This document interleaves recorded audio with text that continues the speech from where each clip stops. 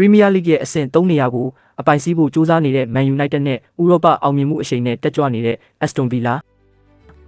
Michael Carrick ရဲ့ Man U ဟာ Newcastle ကိုရှုံးနိမ့်ခဲ့တဲ့အရှုံးကျွေးကိုဒီညပဲပြန်ဆက်ဖို့ပြင်ဆင်နေပါတယ်။အားသာချက်ကတော့17ရက်ကြာအနားရထားလို့လူစရင်းကအပြည့်အဝလန်းဆန်းနေတာပါ။တိုက်စစ်မှာ Shesko ကိုညာတို့နဲ့အတူ Mbeumo က Villa ခံစစ်ကိုဒုက္ခပေးဖို့အသင့်ရှိနေပါတယ်။တစ်ဖက်မှာလည်း Unai Emery ရဲ့ Villa ဟာကြားပွဲမှာ Line League ကိုအနိုင်ယူပြီးစိတ်တက်ကြွနေပေမဲ့ပြင်ပန်းနွမ်းနယ်မှုတွေရှိနေနိုင်ပါတယ်။